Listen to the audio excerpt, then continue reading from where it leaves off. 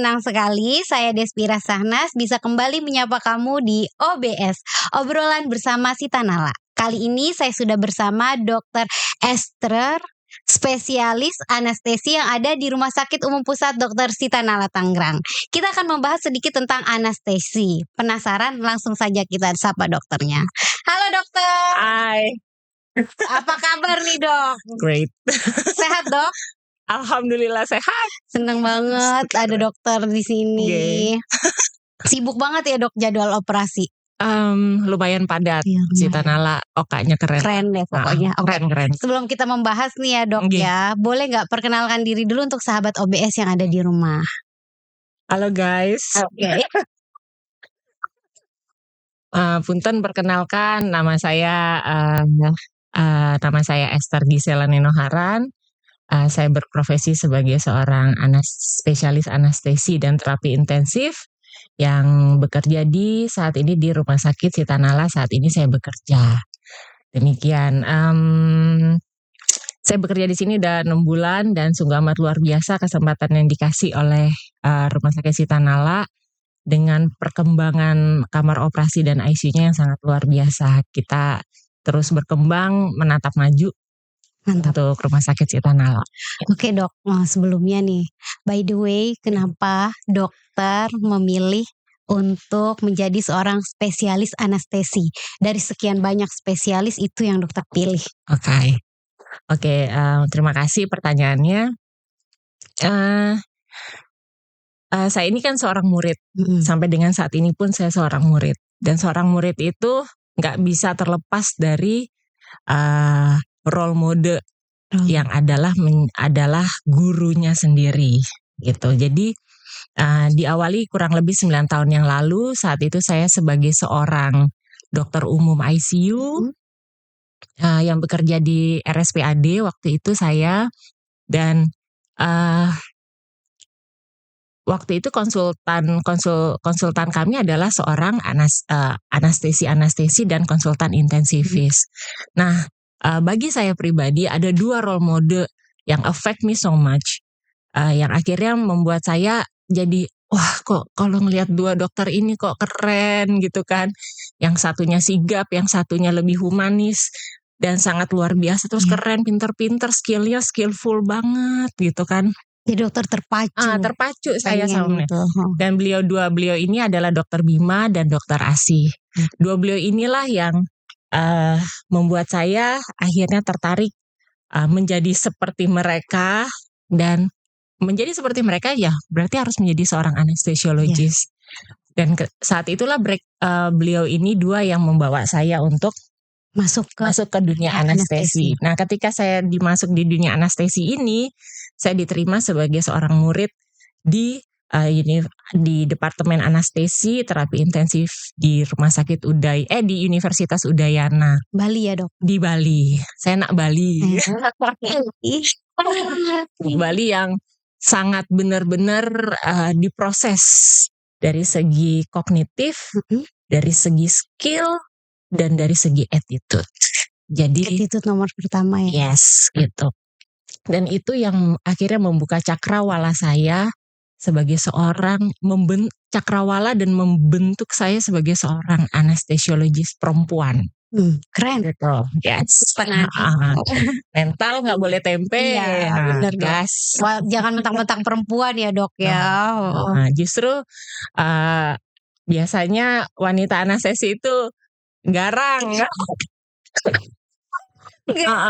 Lebih garang dari yang cowok. Ya, kelihatan sih, tapi saya percaya dokter lemah lembut kok hatinya. Oke, kemudian di situ di Udayana itulah dibentuk mental. Dibentuk mental oleh guru besar saya, Prof. Wiryana, Dr. Sin Narje, Prof. Cokorde, kadep saya Dr. Widyana, dan dosen pembimbing saya Dr. Kresna, dan juga orang tua dan guru-guru besar saya. Bagi saya mereka adalah guru-guru saya dan a lot. Dan tetap menjadi guru. Fact a lot. sampai dengan saya sekarang. Nggak bisa dah saya lupa gitu. Dokter, berapa lama dok di Bali? Saya 4 tahun pas. 4 tahun. 4 tahun pas. Lumayan ya dok. 4 tahun pas sesuai dengan target selesai pendidikan gitu. Dan itu memang dibentuk oleh guru besar kami. Dokter-dokter yang luar biasa tadi di sana. Tuh, baik sebagai para guru saya yang di bidang ilmu masing-masing, seperti ahli nyeri, sebagai ahli neurosurgery, sebagai ahli pediatrik, sebagai ahli obstetri, dan pain management, itu sangat luar biasa. Mereka itu membuka cakrawala saya sebagai seorang anestesi. Meskipun masih saya banyak kurangnya gitu. Tapi tetap sudah berhasil menjadi seorang spesialis anestesi. Demikian. Oke dok, ada nggak sih pengalaman di Rumah Sakit Umum Pusat Dr. Sitanala ini, dokter menemukan pasien yang takut untuk dianestesi dok? Oke, benar saya ketemu dan ketemu terus menerus. Karena di problematikanya itu dok, takut dianestesi, takut dibius, gitu. Jadi, nah hal ini yang menjadi suatu suatu ajang, suatu wadah bagaimana mengedukasi pasien sehingga mereka nggak perlu takut. Nah itu wadahnya itu ketika kita bertemu di poli, di poli dan dimanapun di OKA, di ruang penerimaan, tetap mempersiapkan pasien, memberikan edukasi yang benar mengenai pasien. Selalu saya mantapkan kalau seorang pasien bertemu dengan anestesi, mereka pertama berpikir, dok, saya dibiusnya sakit nggak? Iya, pasti pertanyaan. Pasti pertanyaannya demikian. Nah, sebenarnya persiapan hal tersebut harus mereka pahami bahwa persiapan mengenai pemahaman dulu mengenai anestesi, bahwa nanti ibu akan dibeginikan, membangun trust dulu kepada pasien, pahami bahwa pasien itu memberikan dirinya untuk dibius sebelum prosedural surgery. Oleh sebab itu mereka harus paham dulu, saya bakal diapain ya, apa yang harus saya lewatin. Dan itu saja sudah ketemu dokter aja mereka sudah deg-degan, karena tahap-tahap untuk dibius akhirnya dan dilakukan prosedur operasi sudah mereka sedang jalani gitu. Nah itu yang harus dipahami. Jadi ketika seorang memiliki pengetahuan, pemahaman yang benar ya, bukan katanya kan katanya ini, katanya TikTok, katanya live gitu. Padahal semoga mereka mendapat itu dari narasumber yang benar yang dan kompeten, yang memiliki dan ahli di bidang ilmunya, sehingga mereka tidak mendapatkan suatu pemahaman yang salah apa yang akan mereka alami dan apa yang akan mereka lalui nantinya. Secara khusus meyakinkan kedua orang tua bahwa anaknya akan menerima pembiusan dan akan baik-baik saja dan akan dianestesi. Jadi mau kasih tahu bahwa orang tuanya, meyakinkan orang tuanya bahwa anaknya akan seperti demikian. Nggak usah yang orang dewasa. Kalau orang dewasa kan memutuskan untuk dilakukan anestesi dan akhirnya menjadi fasilitas untuk dilakukannya prosedur operasi, itu bukan suatu hobi. Hobi saya dibius gitu kan, enggak. Ya dok. Nah, ada kayak gitu. Jadi itu suatu keputusan yang dewasa yang mantap. Menjadi tantangan selanjutnya bagaimana meyakinkan orang tua dan memberikan pengertian yang benar mengenai prosedural anestesi yang akan diterima oleh anaknya. Dan gak gitu aja, tapi juga keluarga lain yang mendampingi. Jadi mereka harus paham what will they going through. Diberikan pemahaman dulu bahwa mereka adanya pemahaman dan akhirnya mereka paham bahwa anestesi itu suatu tindakan beresiko. Semuanya beresiko. Nggak ada mau menakutkan. Kayak kita begini, saya mengambil guru besar saya punya contoh. Dan itu yang saya pakai tiap hari Mbak di poli. Saya menjelaskan mereka bahwa Anestesi itu seperti orang naik pesawat. Orang naik pesawat, resiko naik pesawat itu apa Mbak? Parah sih kalau udah Parah. menegangkan memang. Iya kan? Apa Mbak? Meledak Kalau jatuh, hilang, meledak di atas, pecah di dalam, hilang, nggak ketemu. Tapi apakah itu membuat orang berhenti naik pesawat? Tidak. Cengkareng. Kita lagi musim haji. Iya. Umroh kenceng banget. Bandara ini GWK penuh semuanya penuh. Orang berhenti naik pesawat? Tidak. Padahal orang tak tahu resiko naik pesawat nggak kaleng-kaleng Mbak. Iya benar. Kalau Mbak bawa motor, bawa mobil, macet, bisa ke kiri didorongnya, ke trotoar gitu ya. Tapi kalau naik pesawat macet, ke kiri Mbak, ke kanan Mbak, enggak. Tegang banget. Tapi sekali lagi, apakah itu membuat orang berhenti naik pesawat? Tidak. Bahkan makanya pilotnya, engineer-nya, tim mempersiapkan pesawatnya, kita kan di belakang cengkareng. Tentunya kita sangat tahu hal-hal yang seperti demikian. Mereka sudah mempersiapkan dengan baik. Something bad kadang terjadi. Apalagi gerasa gerusu. Itu dah yang saya katakan. Persiapan anestesi itu adalah akhir. Setelah dokter bedah dengan keilmuannya, dengan dengan keilmuan dan keahliannya melihat seorang pasien, kan beliau yang tangkap nih. Dia yang tahu. Kemudian beliau mengetahui dengan keilmuannya dan dasar-dasar keilmuan. Oh ini ada masalah, ini ada masalah, ini ada masalah.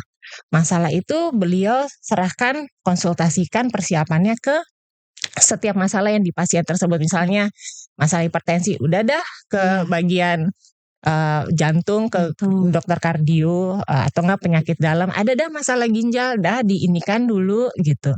Terakhir setelah semuanya overcome, terakhir baru di anestesi. Di anestesi lah di sini kami melihat pasien sebagai satu kesatuan penilaian medisnya memakai nilai ASA gitu.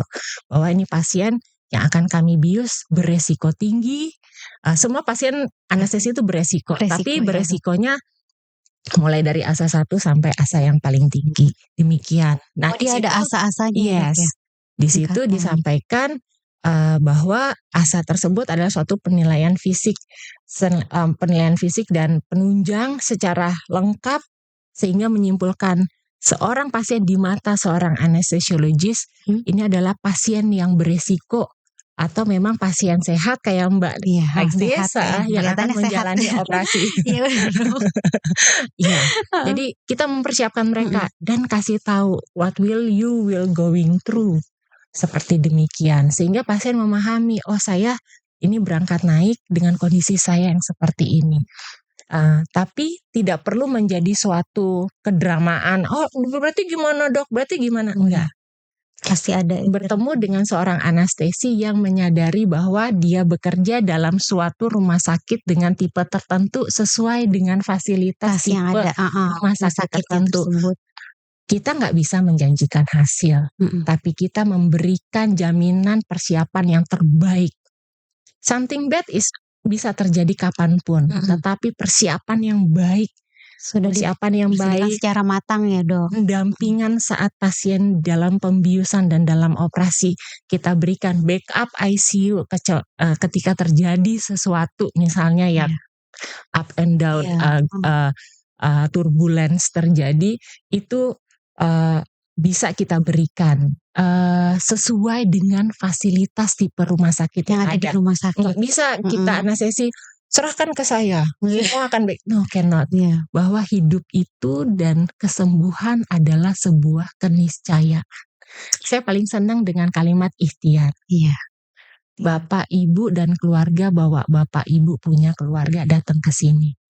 Itu adalah suatu proses ikhtiar. Benar. Kita datang ke dokter dengan keahlian bidang ilmu, dadah. Ayo kita sama-sama. Saya persiapkan baik ibu dengan kondisi ibu ya. Modalnya kan dari pasien sendiri. Kita persiapkan baik. tapi sampaikan bahwa segala sesuatu itu memiliki resiko dan efek samping. Iya, pasti ada ya, Dok. Jadi mentalitas pasien itu sudah harus dipersiapkan ketika bertemu dengan dokter anestesi saat di poli. Itu perjumpaan. Nanti perjumpaan kedua nanti di ruang penerimaan. Perjumpaan selanjutnya di kamar operasi. Perjumpaan selanjutnya nanti di... Semoga bisa berjumpa kembali ya, Dok. Dan ya. selalu recovery room. Iya, dan Benar nggak, kembali Pak? sehat ya, Dok. Lalu nih, Dok, kan ada 2 orang pasien. Pasien A, pasien B. Sama-sama di anestesi nih, Dok. Dengan dosis yang sama, dengan prosedur yang sama.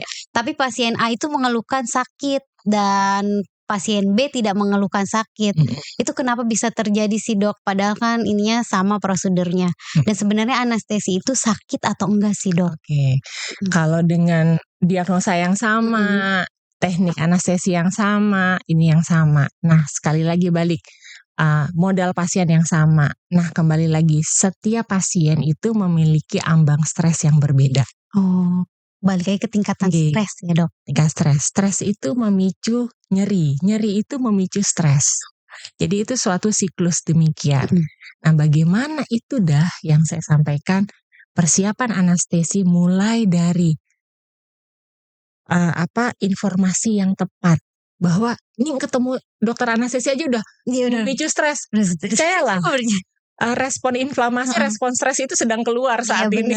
Ketemu dokter anestesi, zeng gitu kan. Itu satu. Terus yang kedua, setelah itu mengedukasi pasien. Ketika kita sudah dapat trust-nya dia, ketika kita sudah memberikan pemahaman yang benar, apa yang akan terjadi prosedural, akhirnya dia setuju menandatangani informed consent. Kemudian kita lakukan persiapan. Nih pasien yang sama ya, 2 pasien yang sama, tindakan yang sama, anestesi yang sama. Tapi tetap respon pasien itu tingkat stresnya itu berbeda-beda. Diberikan obat premedikasi itu tujuannya untuk buat stressless. Nah, salah satu sebelum diberikan premedikasi adalah persiapan puasa. Puasa ya, Dok ya. Persiapan puasa yang benar. Kita bicara semuanya yang benar karena ini informasi kepada masyarakat. Penting untuk sahabat OBS. Jadi persiapan yang benar itu, persiapan puasa itu adalah sebenarnya adalah suatu stres respon pertama yang diterima pasien dalam persiapannya. Kenapa? Ketika dia menjalani puasa, dia sudah mengalami stres. Kenapa dia harus puasa? Nahan laparnya, dia harus mulai nahan air minumnya. Namun, apa sih tindakan medis yang harus dilakukan? Pertama, kita pasang dia IV line. Cukupkan puasanya. Artinya cukupkan kehilangan cairannya dia dengan benar. Ini sekali lagi dengan benar. Kita kasih dia kalau makanan padat itu 6 jam, kalau susu formula itu juga 6 jam. Air putih terakhir. Water dengan sugar. Jadi bukan minuman manis. No. Water dengan sugar itu 2 jam sebelum dilakukan pembiusan. Prinsip puasa itu adalah bukan untuk pembedahan, tapi persiapannya untuk dilakukannya pembiusan. Karena pasien itu harus benar tata laksananya. Sekali lagi untuk pasien elektif. Harus cukup puasanya sehingga kita meminimalisasi resiko-resiko efek samping yang tidak diinginkan prosedural anestesi dilaksanakan. Kalau sugar itu bikin happy loh. Jadi Dok, bikin stressless. Itulah persiapan anestesi yang benar. Clear water dengan sugar 2 jam sebelum operasi itu menenangkan. Itu bikin stressless. Agak ya kan. You perutmu kosong, you lapar, you stress. Ketika you take sugar kayak lebih relax. Benar nggak? Pasien-pasien yang maju dengan stres itu memiliki atau dia akan mendapatkan dosis obat anestesi yang lebih besar. Jadi semakin lebih besar obat anestesi yang diberikan, efeknya kepada pasien akan semakin risk. Jadi semakin stressless pasien, aku happy, dia dah. Iya kan? Benar kan? Tapi dok aku ini katekolamin rilis. stres responnya, Iya. tensinya tinggi, heart Langsung rate-nya tinggi, napasnya cepat, dia akan mendapatkan dosis anestesi yang lebih besar. Tapi kalau pasien stressless, jadi aku tahu, aku udah dapat informasi yang tepat mengenai anestesi. Aku sudah mendapatkan persiapan yang baik. Aku sudah mendapat premedikasi yang baik. Habis itu ajak ngobrol. Namanya siapa, Bu? Kesukaannya apa? Makannya apa? Senangnya dipanggil apa kalau bangun? Tiba-tiba padahal sedikit aja, istilahnya demikian. Jadi istilahnya gini, anestesi itu gak suka ribut-ribut. Kalau ribut saya bius. Kalau itu saya jangan bikin bius, saya takut dibius. Terus ya Dok, sebenarnya anestesi itu ada berapa jenis sih Dok? Kan aku orang awam Dok, gak ngerti, gak tahu. Ada berapa jenis? Actually pada umumnya dibagi dua, general anestesi. Ada dibagi dua. General anestesi dan regional anestesi. Nah, regional anestesi nanti ada dibagi lagi anak cabangnya namanya peripheral nerve block, tapi tetap masuk ke dalam regional. Jadi pembiusan umum sama istilah awamnya pembiusan separuh badan. Ya itu aku taunya yang separuh badan gitu. Nah, namun anestesi itu keren. Jadi dia nggak hanya pembiusan separuh badan, tapi dia bisa hanya per regional aja biusnya. Contoh, kalau misalnya pasiennya terpasang pen atau enggak gini, pasiennya cuma pengen clavicle-nya doang, yang apa namanya, yang di apa namanya nih, yang mau dipasang pen. Nah, misalnya patah nih tulang ininya, pasang pen. Sebenarnya nggak harus pilihannya pembiusan umum. Ada pembiusan yang namanya anakan daripada pembiusan regional atau pembiusan. Sebenarnya regional itu kan per region. Jadi bagian sininya aja. Jadi dianya bisa ngobrol sama dokter. Jadi yang dibiusi ininya aja ya Dok ya. Jadi dia bisa ngobrol atau bisa tanya. Tapi dia tetap sadar ya Dok ya. Sambil ngobrol sambil gitu. ngobrol bisa. Itu bisa mengurangi stres kali ya Dok. Atau dia bilang, Dok saya mau kasih tidur dikit Dok. Oke, boleh Tat gitu. Tergantung kemauan si pasien ya Dok ya. Istilahnya. Kalau pasien dengan kondisi-kondisi yang tinggi, yang dengan asa-asa tinggi tapi patah ada tulangnya gitu. Pembiusan umum itu sangat beresiko. Tapi kembali lagi kepada skill dokter anestesinya, kemampuannya bisa. Tapi memang kita semuanya memang diperlengkapi. Dan dokter anestesi semua memiliki kelengkapan, kapabilitas yang sama. Sekali lagi, penunjangnya menunjang apa enggak gitu. Kita memiliki jarum tersebut enggak, kita memiliki obat tersebut enggak yang untuk bisa memfasilitasi pembiusan blok regional kita, yaitu anakannya namanya peripheral nerve block. Kan namanya region, artinya gue cuma pengen ngeblok regional ini aja. Atau ke bawah, saya cuma pengen ngeblok bawahnya doang. Atau finger, saya cuma pengen ngeblok ini dong. Kalau Dok saya robek di sini, saya bisa blok di sini aja, ininya nggak rasa. Istilahnya demikian. Jadi per region gitu, per area, per wilayah, mana yang mau saya blok gitu, istilahnya demikian, gitu sih. Oke Dok. Terus nih ya Dok ya, ini kan yang sedang tren itu adalah pembiusan yang regional itu ya Dok ya. Katanya itu bisa meredakan nyeri pasca operasi, benar nggak sih Dok? Benar. Jadi actually semua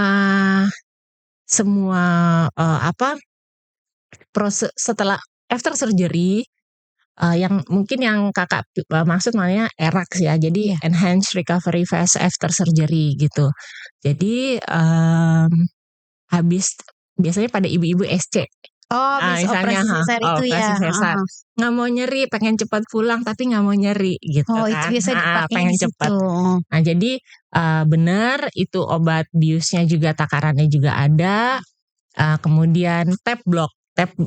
Bisa difasilitasi anti nyerinya dengan regional block atau peripheral nerve block anakannya. Itu kita bisa blok ibunya di daerah area operasi yang mumpuni penjalaran saraf nyeri itu, supaya ibunya bisa jalan, bisa gerak, bisa kamar mandi tapi nggak nyeri. Itu yang itu sebenarnya suka bisa dilakuin ya. Ada juga tuh. Kalau yang itu dulu aku lihat yang artis tuh ya Dok ya. Biasanya kalau habis lahiran pengen langsung bergerak gitu. Pengen langsung bergerak gitu. Nah itu bisa. Jadi pilihannya bisa banyak, blok-bloknya itu bisa banyak.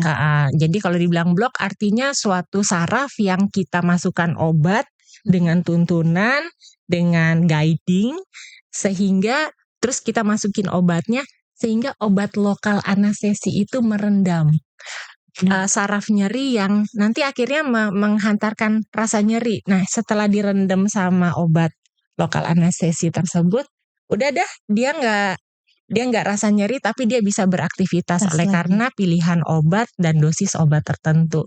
Demikian. Nah, prinsipnya pembedahan itu kan pasti afternya itu adalah nyeri. Pasti itu dok. Atau prosedural invasif itu akhirannya nyeri.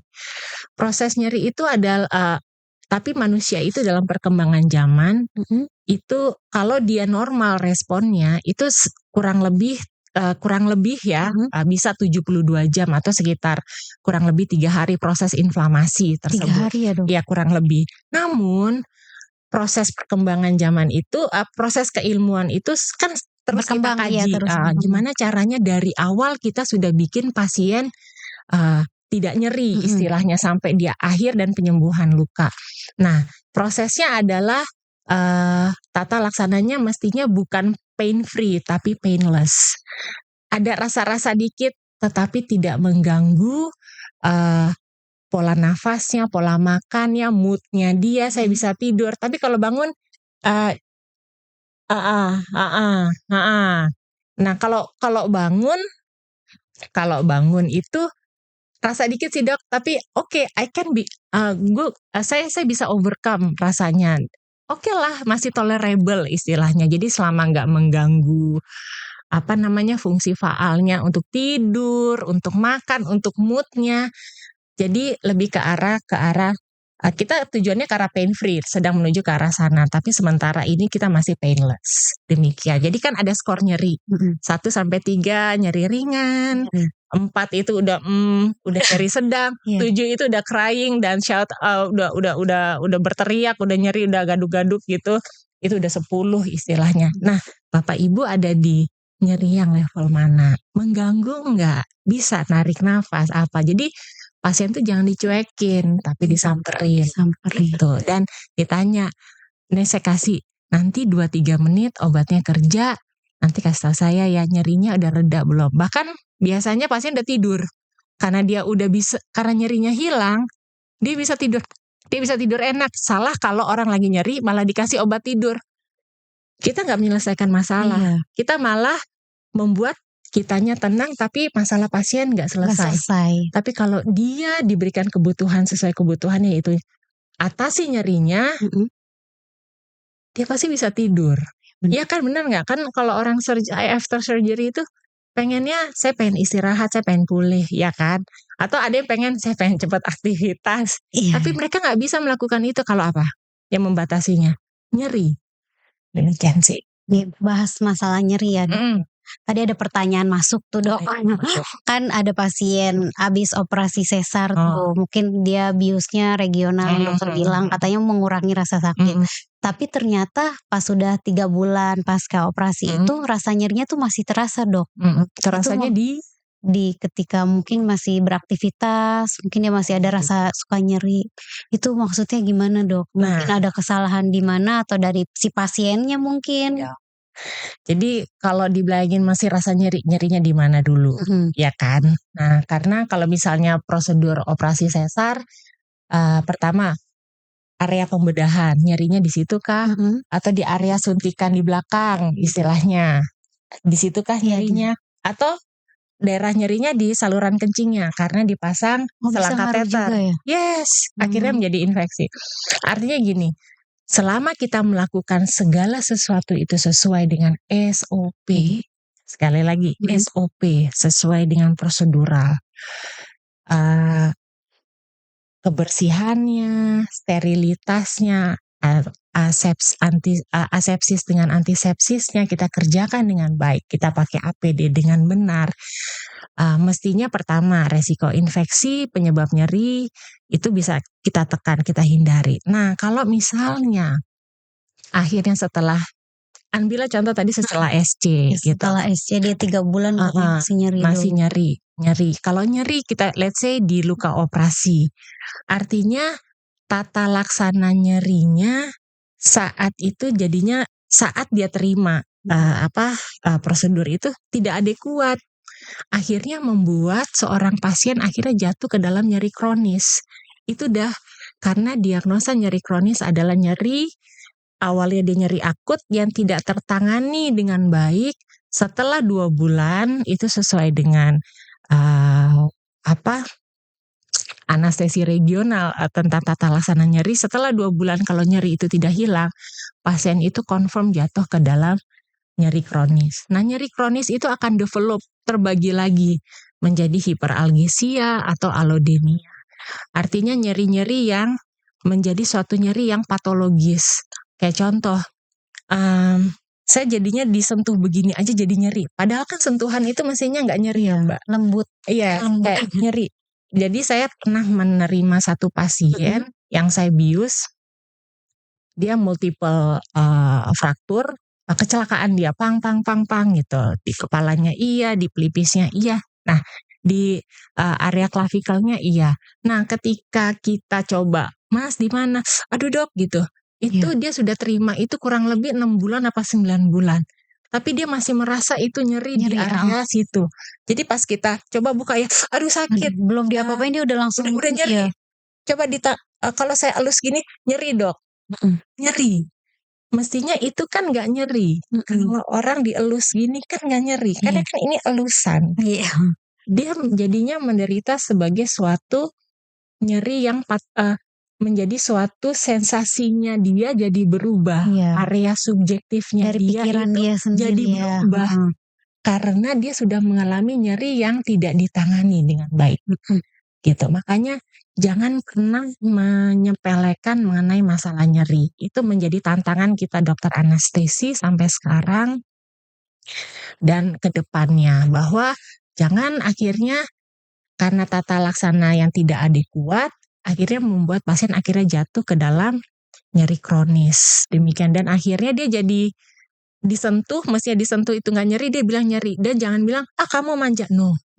Karena jangan digalakin ya dok ya. Nyeri itu adalah suatu perasaan subjektif seseorang terhadap suatu respon kerusakan jaringan. Waktu itu saya pernah dapat ketika saya masih sekolah, saya dapat tugas untuk membahas mengenai nyeri kronis.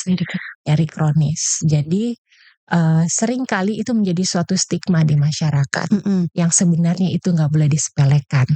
Tata laksana nyeri yang tidak adekuat akhirnya membuat pasien menjadi sebuah nyeri kronis. Harus mendapatkan edukasi, sekali lagi edukasi dan tata laksana. Apa yang dia sudah saat ini dia alami dan apa yang nantinya akan dia dapatkan.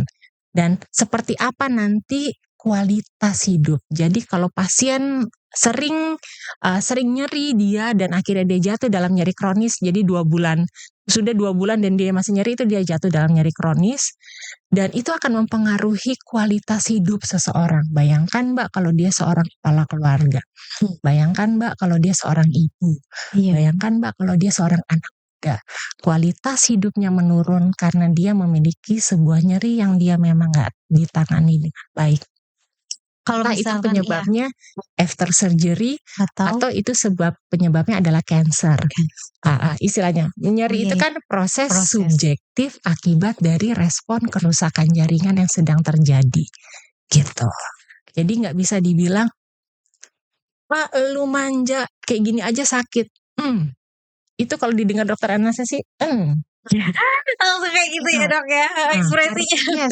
Karena the fifth vital sign menurut WHO awalnya kan tensi, nadi, suhu, detak jantung, ya kan.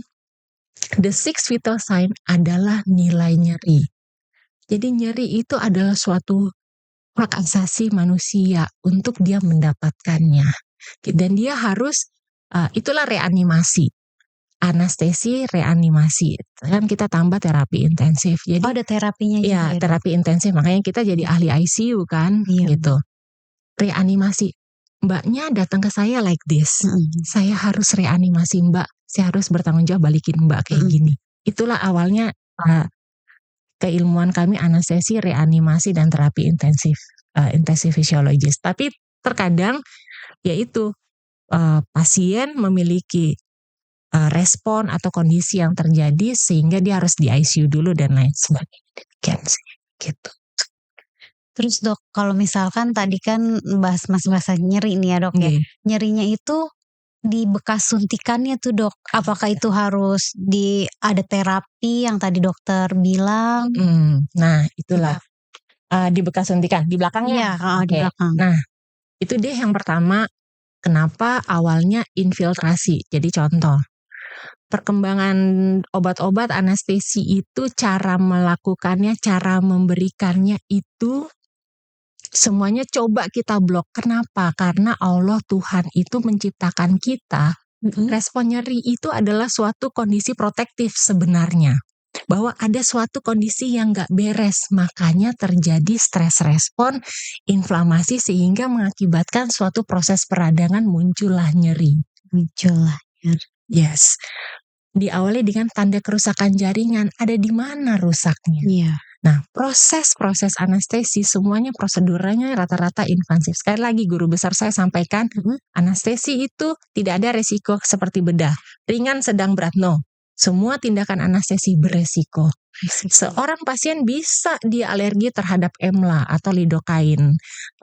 Oles, kalau dia memiliki respon reaksi alergi yang hebat, dia bisa jatuh ke dalam sindroma Stevens-Johnson atau reaksi alergi hebat yang merusak sistem tubuh gitu. Kalau setiap orang respon alerginya berbeda-beda. Makanya istilahnya kalau sebuah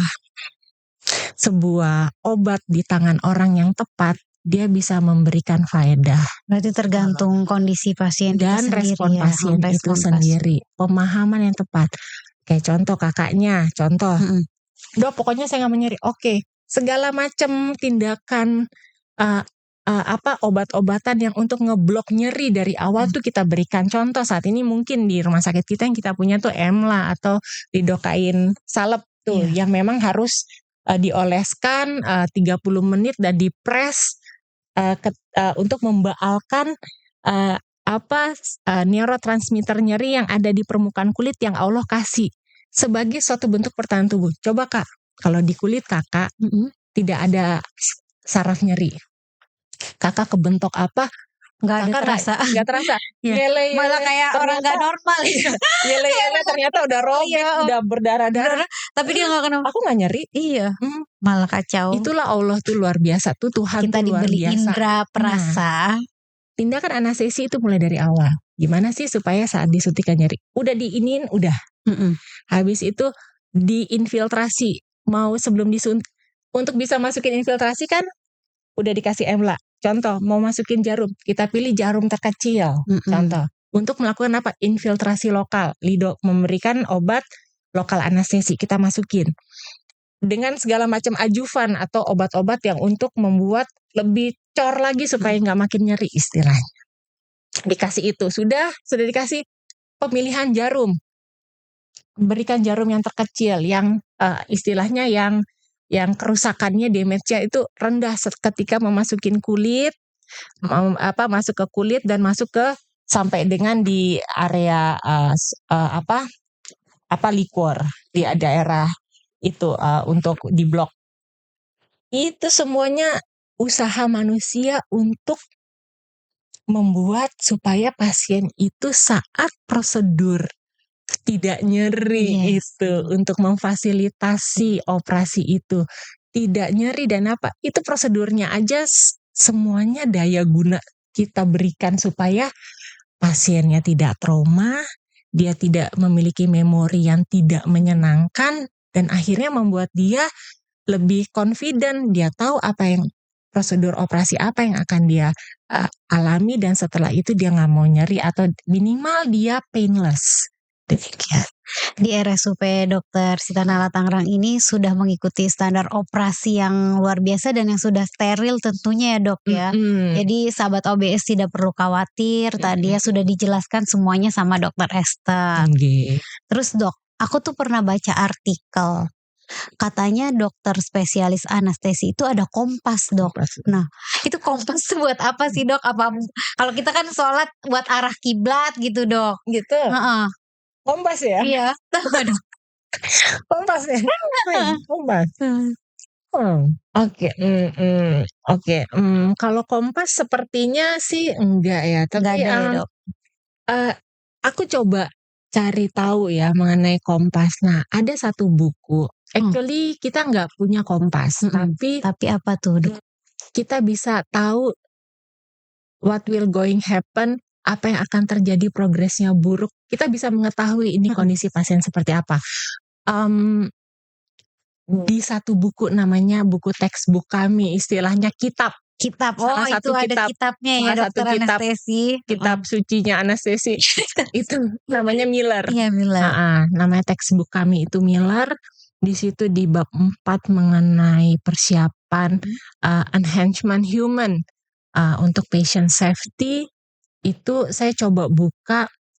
Jadi anestesi itu seperti di tengah core-nya itu dia memiliki kayak cenayang, kayak loop. Oh, kayak loop. Dia bisa tahu ini pasien bakal perburukan atau enggak dengan modalitas kondisi yang dia observasi dan dia monitoring saat itu. Itu ada. Boleh nggak aku kasih tunjuk? Boleh. Oke, bentar ya. Iya. Aku ambil laptopku ya. Enggak usah deh, nanti aja. Nanti aja. Oke. Nanti kita tampilin aja di sini ya. Benar Dok. Jadi kalau dibilang kompas, kayaknya enggak ya. Iya. Tapi keilmuan ya Dok. Mengenai pemahaman mengenai akhirnya di Miller itu disampaikan itu mengenai kayak tahu bola-bola ramalnya peramal. Tahu gitu nggak kayak peramal yang bulat itu. Mungkin gitu. Itu bukan kompas yang dimaksudnya itu kali ya Dok ya, bola. Aku mencoba. Iya benar Dok. Pas ini kali maksudnya gitu kan ya gitu. Jadi ketika saya coba buka teks, apa mungkin ini? Jadi kita bisa mengetahui ini pasien akan terjadi seperti apa, dan sekali lagi itu berdasarkan keilmuan gitu. Jadi bukan dari TikTok, bukan jangan dari live sembarangan ya Dok ya. Tapi dari orang yang ahlinya yang terpercaya. Biasakan langsung ke Dokter Esther atau tim anestesi SMF. SMF anestesi terapi intensif RSUP Sitanala. Tuh kan kita tim. Kami punya 5 orang. Satunya lagi sekolah, 4-nya KSMF kami Dr. Jaya. 3-nya itulah anestesiologis gitu. Ada Dr. Fa, ada Dr. Edwin, Dr. Jaya KSMF kami, Dr. Andreas lagi sekolah. Luar biasa ya tim anestesi RSUP Dr. Sitanala Tangerang. Solid loh kami. Terus sih Dok, kalau di Rumah Sakit Umum Pusat Dr. Sitanala ini bisa nggak sih pasien tuh konsultasi dulu sama dokter anestesinya sebelum melakukan tindakan pembiusan itu? Bisa banget. Bisanya pakai banget. Jadi itulah fasilitas yang diberikan RSUP Sitanala itu bagus banget gitu. Salah satunya memiliki poli anestesi. Jadi anestesi itu memiliki wadah tersendiri di mana kita menjadi suatu ujung yang menentukan pasien ini layak dibius atau tidak. Kita diberikan wadah fasilitas namanya untuk poli. Konsultasi dulu poli anestesi. Misalkan aku mau operasi, aku harus tahu dulu sama dokter, dan ternyata Dokter Esther itu enak loh ngasih pemahamannya. Aku jadi nggak takut gitu. Semoga ya Kak ya gitu. Jadi ketika orang gini, mau lewatin tuh jembatan bisa apa enggak? Yang penting dia sudah mendapat sebuah keyakinan. Resikonya ada. Tapi kalau you like this. Di sana nanti ada tim yang akan nangkep you. Persiapan you akan like this. Jadi confident dan gitu. Satu nih dokter saya sampaikan ke saya, guru besar saya Dr. Sinarja. Anestesi itu dibilang saat pendidikannya itu keras. Ya, Keras dok. Keras. Bukan keras disiplin mungkin. Keras memang, keras disiplin gitu. Bergaining dengan kok apa terlalu keras ya kami dididik ya dok, sampai banyak yang depresi atau segala macam. Nah, kembali lagi kepada mental. Kembali kepada mental. Mentalnya masing-masing Yes. dok ya. Nah, ini yang dokter saya sampaikan begini. Tapi kembali pahami ini, don't take me wrong. Yes. Jangan nangkap saya salah, tapi pahami ini dari sudut pandang. Waktu itu karena saya punya beliau kan orang Bali, Dr. Sinarjo, dia sampaikan gini, Esther, kamu bertuhan, iya, kamu percaya sama Tuhan kamu.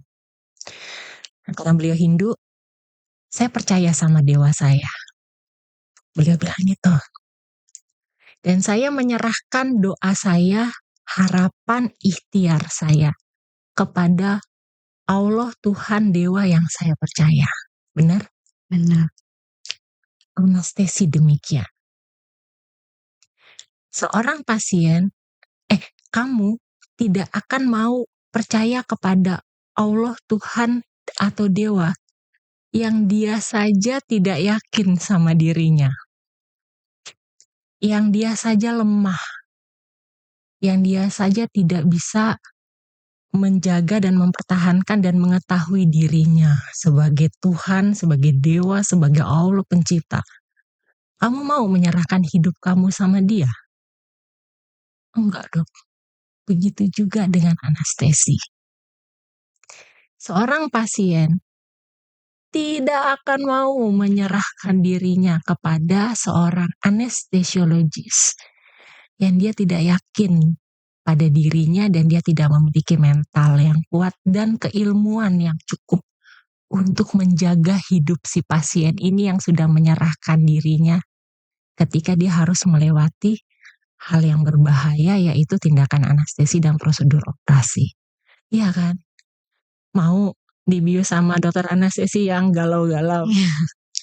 Istilahnya gitu. Sangat luar biasa itu dok. Langsung quote banget untuk my life. Langsung gitu. Wow. Jadi anestesi itu harus mentalnya harus kuat ya dok. Gitu, apalagi cewek. Nggak ada pakai mut-mutan. Luar biasa. Datang bulan nggak. Dokter Esther. Straight to the point. Oke dok. Terakhir nih dok. Ada nggak tips untuk sahabat OBS untuk tidak takut yang namanya di anestesi? Oke. Yang pertama, sahabat OBS. Pertama, RSUP Sitanala. Kami memiliki SMF, kami memiliki tim anestesi yang terus bergerak dan mengupgrade diri dalam prosesnya, dan untuk memfasilitasi prosedur pembedahan atau perawatan pasien itu sesuai dengan tipe fasilitas rumah sakit kita ya, yang kita saat ini cintai. Nah, tentunya kita memiliki polianestesi di RSUP Sitanala ini, kita memiliki wadah, kita memiliki waktu. Sekarang kan kita juga punya waktu hari Sabtu ya. Iya, gitu. Sekarang udah ada poli hari Sabtu. Iya, gitu. Jadi kalau misalnya mau coba berdiskusi, mau coba memahami, karena sekali lagi anestesi itu adalah ujung peng-ACC pasien ini layak dibius atau tidak, prosedur operasi bisa dikerjakan atau tidak. Adalah terakhir itu ujungnya adalah anestesi yang benar. Gitu. Jadi datanglah ngobrol sama kita, karena seperti yang saya sampaikan dari awal bahwa persiapan prosedur anestesi itu dimulai dari dia menerima informasi yang tepat dari ahlinya, gitu, sesuai keilmuan bidang ilmu masing-masing yang dia kuasai oleh dokter spesialis di RSUP Sitanala. Gak bisa ada dia terima dari dokter lain yang berbeda bidang ilmu, karena yang membius atau memberikan pelayanan anestesi adalah ahli anestesi itu sendiri, gitu. Jadi pertama, milikilah informasi yang benar. Yang akurat ya dok. Yes, dan datanglah ke ahlinya, ngobrol dah. Kita punya polianestesi, dah bisa dah di situ dah ngobrol. Bisa kan? Nah, kalau mau langsung konsultasi sama dokter Esther nih di RSUP Dr. Sitanala, bisa dijumpai hari apa aja dan di waktunya kapan tuh dok? Nah, prinsipnya kami semua itu bekerja dalam tim. Kami bekerja dalam tim anestesi kita tuh canggih-canggih, ciamik-ciamik, Luar biasa pokoknya. solid, saling backup satu sama lain. Dah, tapi tentunya dengan kalau mau yang cewek ya hari ini, tapi actually sangat menyenangkan. Kami memiliki tim, sekali lagi kita punya tim ada 5 orang, satu lagi konsultan, lagi sekolah, 4 yang beroperasi. Ada Dokter Jaya sebagai KSMF kami, ada Dokter Fahrudin, ada Dokter Esther, ada Dokter Edwin. Nah, kami semua bekerja dalam tim. Jadi ketemu sama Dokter Ete di Poli, tapi yang bius bisa Dokter Jaya. Bisa Atau aja ketemu ya, Dokter Edwin di Poli, tapi yang bius Dokter Fah. Karena informasi yang didapat, percayalah, selama kita bekerja sesuai SOP, sesuai dengan prosedur yang ada, sesuai dengan checklist. Persiapan pra-anestesi yang baik, checklist itulah yang menuntun kita untuk sesuai tetap berjalan dalam ranah dan tuntunan supaya tidak ada yang miss gitu. Penyampaian dokter anestesi itu enak-enak, mau yang lembut, mau yang happy. Semua lembut-lembut semua lah. lembut dan happy, percayalah, lembut dan happy. Iya, lembut dan Senin happy. sampai Sabtu ya dok ya. Tapi kalau saat lagi bekerja, kita semua profesional. Gitu. Lagi happy ya happy. Ada waktu bercanda, ada waktu untuk serius gitu Kak. Demikian, itu benar banget Kak. Itu benar banget. Makanya kalau anestesi itu kan stresnya tinggi. Maksudnya karena dia harus menjaga marwah titipan orang nih. Kasarnya hidup dan mati ya dok. Itu kita yang jagain. Kalau dianya udah bangun happy, kita jadi kopi mana kopi. Udah lega nyanyi atau apa deh, hibur yang lucu-lucu gitu. Jadi nggak drama mestinya. Oke dok, thank you ya dok, udah sempat mampir di tengah kesibukan yang padat luar biasa untuk datang ke OBS ini dok. Iya, senang datang ke RSUP Sitanala ya. Jangan lupa ya berobat ketemu nih, konsul langsung sama ahlinya. Sama tim. Ini bisa nih di-share untuk sahabat OBS kalau anestesi itu nyaman dan aman ya dok, dan dijamin kalau di RSUP Dr. Sitanala ini keselamatan pasien nomor 1 ya dok. Patient safety is number 1. Jangan lupa untuk terus mendukung podcast ini dengan cara subscribe, like, comment, and share di channel YouTube kami di bawah sini. Sampai jumpa di episode selanjutnya dok. Sitanala hebat, masyarakat sehat. Yes.